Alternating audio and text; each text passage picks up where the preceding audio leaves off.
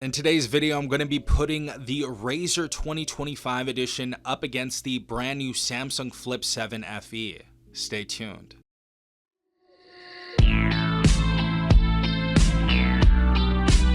Alright everyone, hopefully guys are having a good day. Hopefully everyone is safe out there with the Motorola Razr 2025 edition right here. And I thought I'd make this video because there were a lot of people disappointed about the brand new Samsung Z Flip 7 FE, and I just want to go ahead and compare the specifications and pretty much tell you what you're going to be getting out of the Motorola Razr at $699 compared to the Samsung Z Flip 7 FE for a whopping $899. And as you guys know, a lot of people were disappointed about that price tag. So was I. I was hoping it was going to be around like $600-700. To be quite honest, I thought they were going to take over Motorola's place in the mid-range flippable phone category, but it doesn't look like that's actually going to happen. So in this video, I'm going to be showing you what you're going to be able to get for $200 less unlocked on the Motorola Razr 2025 edition. First and foremost, we're going to be talking about the build on both these devices. Both the devices are going to, of course, be made out of glass and aluminum, so they're going to be very premium builds. There's no doubt about that. They're also both going to have an IP48 water and dust resistance, so no difference right there. But when we unfold the screen, we start to see the differences. On the Flip 7 FE, we're going to have an LTPO AMOLED 2x 120 Hz refresh rate, HDR10 Plus, and a 2600 nits peak brightness display. On the Motorola Razr 2025, we're going to have a foldable LTPO AMOLED display, 120 Hz as well, HDR10 Plus, but a 3000 nits peak brightness on this device. So about 400 more nits of brightness on the Motorola Razr 2025 edition. So it's going to be the brighter display. And guess what? It's going to be a 6.9-inch display compared to a 6.7-inch display on the Flip 7 FE. Both, however, are going to be 1080 by 2640. The Samsung having a 426 ppi compared to the Motorola's 413 ppi, so not a crazy difference as far as pixel density right there. Getting into the cover display on both these devices, the Samsung Z Flip 7 FE is going to have a Super AMOLED 60 Hz 2600 nits peak brightness, so gotta give Samsung credit where credit's due. They have a 2600 nit peak brightness compared to the 1700 nits that we see on the Motorola Razr, so it is going to be the brighter secondary display. However, it is going to have a smaller 3.4-inch display compared to the 3.6 inches we see on the Motorola Razr 2025 edition. So the Motorola Razr is kind of going to have that full display look right here. Of course, it's not taking up the entire back panel as you see on other devices like the Motorola Ultra, but this is definitely going to have a bigger screen still than the Flip 7 FE. And the even crazier thing is Samsung's Flip 7 FE is going to have a resolution on its secondary panel of 720 by 748 compared to the Motorola Razr's 1056 by 1066 resolution with a 413 ppi and only Gorilla Glass Victus 1.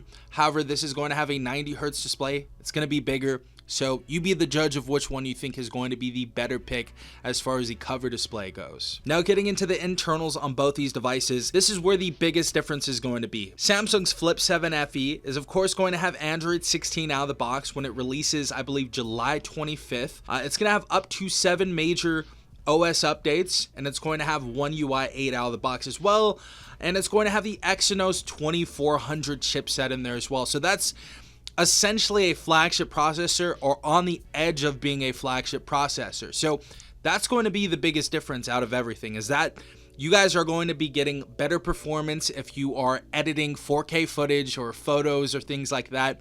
But the thing is, the majority of the people out there that are wanting a foldable form factor, they're not looking to do crazy stuff on their phone. You're not going to be competitively gaming every hour of the day. It's not going to be a thing that the majority of people out there are going to need.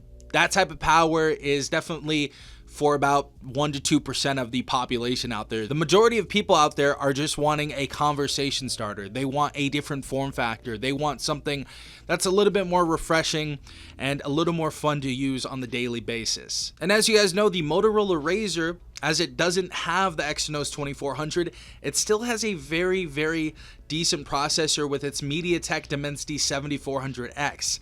It's no Exynos 2400, of course, but the majority of people out there are not even going to notice the difference. The type of power that you get inside of this phone, it's going to be good enough for playing video games like, of course, Call of Duty Mobile, Asphalt 8 or Asphalt Legends, PUBG Mobile, Genshin Impact. Games like that are going to be totally able to run on this device. You guys are going to be able to watch your Netflix, scroll through social media. So if you're not editing like 4K footage, or you're not doing anything super intensive that you need the Exynos 2400's power for, then you probably don't want to buy the Flip 7 FE. Both devices are also going to have a storage of 256 gigs and 8 gigabytes of RAM in them.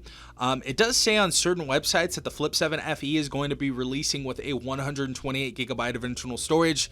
I don't know if that version is going to be out there, but if it is, then the base storage on the Motorola Razr is actually going to be better. Now, the other thing about the Flip 7 FE is, yes, it is most likely going to have a better camera system and a better camera setup. I don't want to get into megapixels and ultra wide and wide angle cameras because they're both going to have them.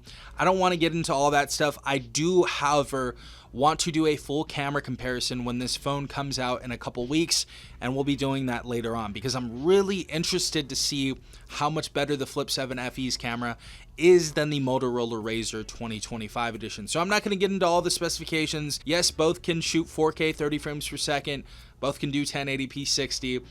Both have a wide angle and ultra wide angle camera on their device.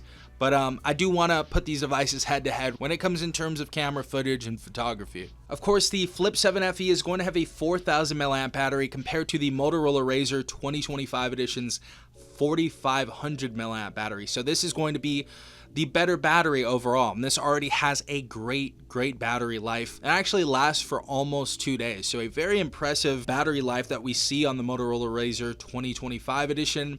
As far as our charging rate, we get 25 watt wired charging on the Flip 7 FE, and we get a 30 watt charging rate on the Motorola Razr 2025. Both are also going to have 15 watt wireless charging. However, Samsung is going to be offering a 4.5 watt reverse wireless charging on the Flip 7 FE. The other funny thing too is Samsung offered just a couple of colors out of the box. They have black and they have white, so kind of basic colors right there. I think the white one does look kind of clean, to be quite honest. That's probably the one that I'm going to try to get my hands on. But the Motorola Razr 2025, it comes in a ton of different colors. And just this fabric on the back feels so nice. I think it looks a lot classier than the Flip 7 FE. But this comes in Gibraltar Sea, Spring Bud, Lightest Sky, and Parfait Pink. So it comes in a lot more colors. And of course, it comes in a lot cooler colors, to be quite honest. But let me know what you guys think in the comment section down below. Are you going to pick up the Flip 7 FE? Are you looking for a foldable form factor in a phone? Is the Motorola Razr 2025 catching your eye? This device is $200 less than the Flip 7 FE, and I think it's definitely a great alternative to the flagship devices out there. And I think Samsung kind of dropped the ball when they released the Flip 7 FE at a price of $899. In my honest opinion, that is too close to the $1,000 mark. And depending what state or county you're in, this device is, after tax, is going to be about $1,000 anyways. So let me know what you guys think in the comment section down below. I think the Motorola Razr 2025 edition is perfectly capable and probably the better buying option for the people out there that are trying to buy an unlocked device and you guys are paying outright for it. But let me know what you guys think in the comment section down below. Hopefully you enjoyed this video. Make sure to hit that like button, hit the subscribe button, and hit the notification bell to be notified every time I upload a new video. This has been Safon from TechRight. Peace out, Tech Gang.